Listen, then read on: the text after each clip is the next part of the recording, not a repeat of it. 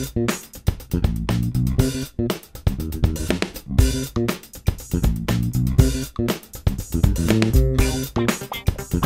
is Justin from RPad TV, sitting with Jason Paul. We're checking out the Nvidia GeForce GTX 680. It's the newest, coolest, awesomest. Now here's the thing, okay? When you're telling us about this graphics card, you're saying it's the most efficient and the fastest, most powerful. I don't see how that's possible. How is that even possible? Or are you just lying to us? So we've, first and foremost, we've built the world's fastest graphics processor. But we've also designed it so gamers don't have to compromise. They can get that ultimate performance while still having it in a high performance per watt, effective power budget. So it runs cool, it runs quiet, and it kicks ass in all your games. So let's talk about each of those things individually now. Now you were telling us about how it's quieter. Why would you want to do? I mean, I usually have headphones on. Doesn't matter. What makes it quieter, and what's the benefit of that? We get feedback from our gamers all the time that, while some wear headphones, a lot of them care a lot about acoustics. They want their PC to be quiet when they're gaming, when they're not gaming. And we've built a very power efficient architecture. It's much lower power than prior generation flagship GPUs. There's less power to cool, less heat being dumped in your room. I've also built a brand new thermal solution that cools the card, that keeps it just super quiet, whisper quiet. You don't hear it above the rest of your systems in your fan, or the rest of the fans in your system. So it's almost like the Toyota Prius of graphics technology. But so that means that it's the performance is a negligible little boost over say the 580. No, this is the Ferrari of graphics cards, but with great gas mileage. So you've got a really big boost over the performance prior gen, and an incredible boost in performance per watt. So you'll see frame rates 30 to 50% faster than our prior generation GTX 580, but you'll see 1.5 all the way up in some cases to 2x the performance per watt. Now tell us a little bit more about PhysX. Sounds really cool, and what that can do to games now. And as you said, there's already games out that support it right away? So there are a number of games shipping in the market today that support PhysX.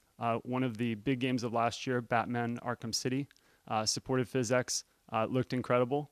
One of the other games that we're really excited about for this year, Borderlands 2, is going to support Nvidia PhysX, and there's a number of other games, but that's one in particular we're really excited about. So these are obviously big budget games. Everybody wants these games, and they're going to have an added benefit with this. But what about those older games? What about maybe lesser known titles? Are they going to benefit from this kind of tech? Absolutely. So we're bringing a number of new features to this card that are going to benefit most games that you have on your PC. One of those features is a technology we call FXAA. It's an anti-aliasing technology that smooths edges in games. We're adding it to the control panel so gamers can enable it and they can get that benefit across their games in their catalog. So you're actually making it really easy on the control panel right there to do all that type of tweaking? Yep, you just go in the control panel, you enable it, and you'll get it for hundreds of games. Let's go a little bit more complicated. Let's talk overclocking. Now, it almost sounds like you're trying to make overclocking obsolete with technology like this. Absolutely not. So we have a new technology which we call GPU Boost. It dynamically increases clocks based on the load and power consumption of a particular game. But we are extending an API to third-party tool developers. So you have tools like EVGA Precision that you can go in and use GPU Boost to overclock your GPU. And it will not only overclock, but it will also overvoltage the card. So you can get a ton of great overclocking performance out of the product.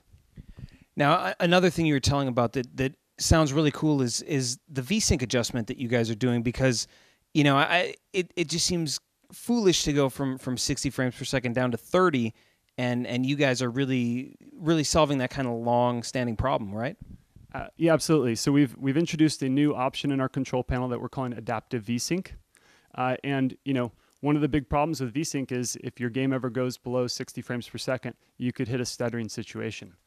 With adaptive Vsync, we dynamically enable or disable Vsync depending on whether you're above or below 60 frames per second. If you're above, Vsync's on and running, you don't get any tearing. If you drop below 60 frames per second, we dynamically turn Vsync off so you don't get any stuttering, you get smooth gaming, and that's one of the great things about 680. All right, you're kind of you're hitting me at every angle here. How about this? What if I have 3 monitors hooked up and I want to play games with 3 monitors, do that kind of 3D thing? So one of the really cool things about 680 is the display support. So we have support for 4 concurrent displays. We have 2 DVIs, an HDMI, and a DisplayPort on the card. So you can drive 4 monitors at the same time. One of my favorite setups, you have 3 monitors hooked up in a surround, and you have 1 accessory display that you can use for chat, web, whatever you want up on that fourth panel. All right, you got me sold. I want it. How can I find it? Where can I find it? Well, it's going to be available by the time you see this from leading retailers and system builders around the world. Thanks, Jason. I'm convinced I want the GeForce GTX 680. If you do too, go out, get it, or go to geforce.com and get a little more convincing.